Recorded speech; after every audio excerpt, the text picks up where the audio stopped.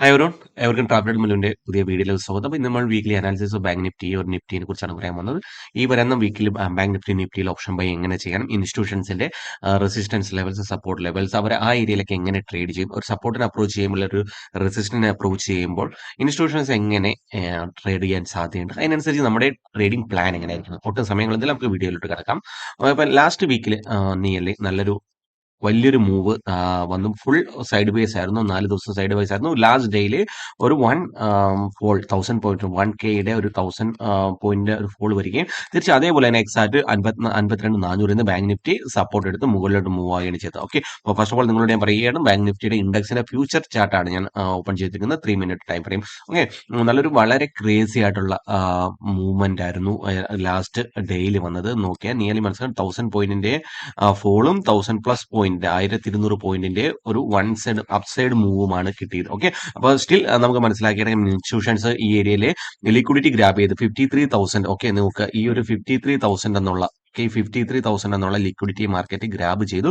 Market ആ area continue 4, 5, 6 ദിവസത്തോളം continue side vice പോയി താഴത്തോട്ട് ബ്രേക്ക് ഡൗൺ തന്നു. എല്ലാവരെയും ഈ ഏരിയയിലോട്ട് ആകർഷിച്ചതിന് ശേഷം എന്ത് ചെയ്തു, കുറഞ്ഞ വിലയിൽ അവർ ഓരോ കാര്യങ്ങളും ബൈ ചെയ്ത് മാർക്കറ്റിനെ മുകളിലോട്ട് ഉയർത്തി കൊണ്ടുവരികയാണ്. അപ്പോൾ ഇൻസ്റ്റിറ്റ്യൂഷൻസിന്റെ ബേസിക് ആയിട്ടുള്ള കാര്യമാണ് വലിയ വിലയ്ക്ക് വിൽക്കുക, കുറഞ്ഞ വിലയ്ക്ക് വാങ്ങുക. ഓക്കെ, വലിയ വിലയിൽ അവർ വിറ്റു വന്ന് അതിൽ കുറഞ്ഞ വിലയിൽ അടുത്ത സപ്പോർട്ടിൽ 52,400 സപ്പോർട്ട് എടുത്ത് മൂവ് ആയി. ഓക്കെ, ഇപ്പോൾ ബാങ്ക് നിഫ്റ്റിയുടെ തൊട്ടടുത്ത് ഏറ്റവും അടുത്ത സപ്പോർട്ട് എന്ന് പറയുന്നത് 53,100 ആണ്. ഓക്കെ, 53,100 നല്ലൊരു സപ്പോർട്ടാണ്. തൊട്ടടുത്ത റെസിസ്റ്റൻസ് എന്ന് പറയുന്നത് 53,900. ഓക്കെ, അപ്പോൾ ഈ 54,000 എന്ന് പറയുന്നത് തൊട്ടടുത്ത ഒരു ലിക്വിഡിറ്റി ഏരിയ ആണ്. Okay, by side liquidity area ആണ്.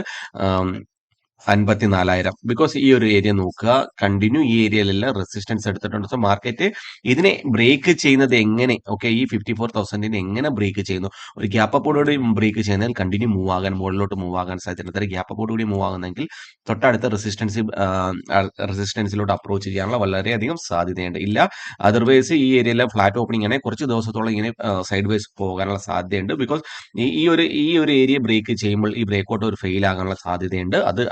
അതിന് നിങ്ങൾ കെയർഫുൾ ആകുക. ഓക്കെ, ബാങ്ക് നിഫ്റ്റിയിലെ ഓപ്പർച്യൂണിറ്റി അത് നമ്മൾ ജസ്റ്റ് ഇനി അടുത്ത് നോക്കുന്നത് നിഫ്റ്റിയാണ്. നിഫ്റ്റിയും ഏകദേശം നോക്കേ എക്സാക്ട് റെസിസ്റ്റൻസ് ഏരിയയിൽ തന്നെ നിൽക്കുകയാണ്. 24,900. ഓക്കെ, 24,900നെ മാർക്കറ്റിന് ബ്രേക്ക് ചെയ്യാൻ പറ്റിയില്ല.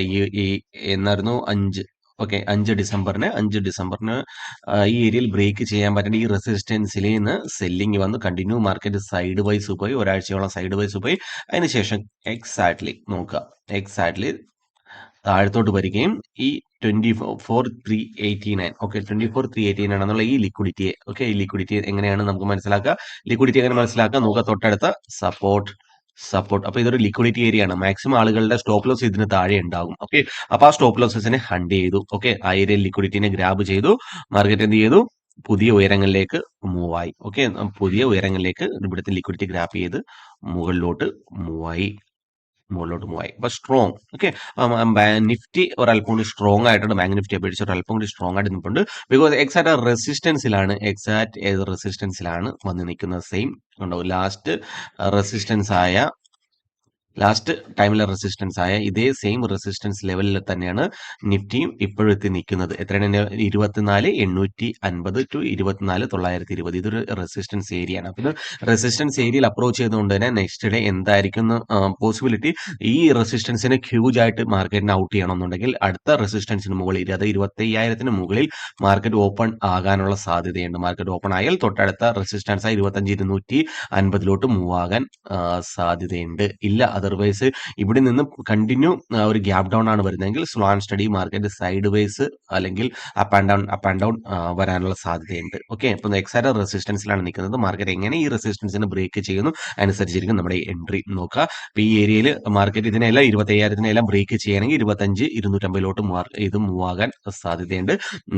നിഫ്റ്റിയുടെ ഇൻഡെക്സിന്റെ ഫ്യൂച്ചർ ചാർട്ടാണ് ഞാൻ ഓപ്പൺ ചെയ്തിരിക്കുന്നത്. ഓക്കെ, ബാങ്ക് നിഫ്റ്റിയിലെ കാര്യം ഞാൻ പറഞ്ഞു തന്നു. അപ്പോൾ ഡിപ്പെൻഡ് ചെയ്തിരിക്കും ഈ 24,850 അല്ലെങ്കിൽ 24,900 എങ്ങനെ മാർക്കറ്റ് ബ്രേക്ക് ചെയ്യുന്നു. ഓക്കെ, ഡയറക്റ്റ് അതായത് ഒരു ഫ്ലാറ്റ് ഓപ്പണിംഗ്, അതായത് ചെറിയൊരു സെല്ലിംഗ് ആണെങ്കിൽ മാർക്കറ്റ് ഒന്ന് താഴത്ത് പുഷ് ചെയ്യാനുള്ള സാധ്യതയുണ്ട്. ബിക്കോസ് ഇത് നല്ലൊരു റെസിസ്റ്റൻസ് ഏരിയയാണ്. ഓക്കെ, അതിനുശേഷം ബ്രേക്ക് ചെയ്യണമെങ്കിൽ നിങ്ങൾ കെയർഫുൾ ആകുക. ഓക്കെ, കെയർഫുൾ ആകുക. സ്ട്രോങ് ആയിട്ടുള്ള മൂവ് ആണെങ്കിൽ അത് കുറേ ദിവസത്തെ ഇതേപോലത്തെ ഒരു ഓപ്ഷൻ ബയർക്ക് വേണ്ടത് മൊമെന്റമാണ്. ഓക്കെ, അപ്പം കുറേ ദിവസത്തെ നോക്കുക, ഈ ഒരു ഏരിയ തന്നെ നിങ്ങൾ നോക്കുക. ഒരു ഓപ്ഷൻ ബയർക്ക് ഇവിടെങ്ങളെല്ലാം അവസരം കിട്ടാൻ പാടാണ്. ഇത് നോക്കുക, ഈ ഈ ഒരു ദിവസത്തിൽ സെല്ലിംഗ് വന്നതിന് ശേഷം മാർക്കറ്റ് നിയർലി 1 വീക്ക്, ഏകദേശം 7-8 ദിവസത്തോളം മാർക്കറ്റ് സൈഡ് വൈസ് പോയി. അപ്പൊ ഈ ദിവസങ്ങളിലെല്ലാം option buyer stop losses hunt, അത് കഴിഞ്ഞിട്ടാണ് ഒരു ഓപ്ഷൻ ബയറിന് മൊമെന്റം ട്രേഡിംഗ് വന്നത്. അപ്പൊ ഒന്ന് നോക്കുക, മാർക്കറ്റ് സൈഡ് വൈസ് ഇതേപോലെ മുകളിലോട്ട് ഇങ്ങനെ സൈഡ് വൈസ് ആകാനുള്ള സാധ്യതയുണ്ട്.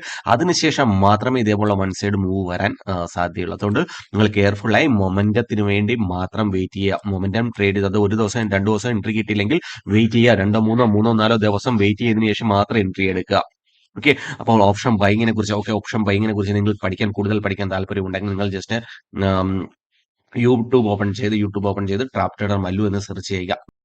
മെമ്പർഷിപ്പ് പ്രോഗ്രാം സ്റ്റാർട്ട് ചെയ്യുന്നുണ്ട്. Okay, trap trader Mallu. Okay, trap trader Mallu എന്ന് സെർച്ച് ചെയ്യുക. അതിനകത്ത് മെമ്പർഷിപ്പ് പ്രോഗ്രാമിന് ഇതെന്റെ ചാനലിനകത്ത് ജോയിൻ ബട്ടൺ സബ്സ്ക്രൈബർ ബട്ടന്റെ തൊട്ട് പറ്റത്തിന് ജോയിൻ ബട്ടൺ ഉണ്ട്. അതിൽ 2 മെമ്പർഷിപ്പ് ആണുള്ളത്, ബേസിക് ടു അഡ്വാൻസ് ട്രാപ്പും അഡ്വാൻസ് വോളിയം ട്രാപ്പ്. ഇതിനകത്ത് 159 199 ആണ്. ഇതിനകത്ത് നിങ്ങൾ ഇൻസ്റ്റിറ്റ്യൂഷൻസിന്റെ സൈക്കോളജി, ഓപ്ഷൻ ബൈങ് സീക്രറ്റ്സ്, വോളിയത്തിനെ കുറിച്ചുള്ള അഡ്വാൻസ് ലെവൽ ട്രാപ്സ്, മാർക്കറ്റിന്റെ ലിക്വിഡിറ്റി ട്രാപ്സ്, ഇതെല്ലാം ഞാൻ ഇതിനകത്ത് ക്ലിയർ ആയിട്ട് പറഞ്ഞുതരാൻ ശ്രമിക്കുന്നുണ്ട്. അപ്പോൾ ഇതിനകത്ത് ജോയിൻ ചെയ്ത് നിങ്ങൾ ഓപ്ഷൻ ബൈങ്ങിന്റെ സീക്രറ്റ്സ് മനസ്സിലാക്കി എടുക്കാവുന്നതാണ്. ബാക്കി ഇത്രയേ ഉള്ളൂ ഇന്നത്തെ വീഡിയോയിൽ.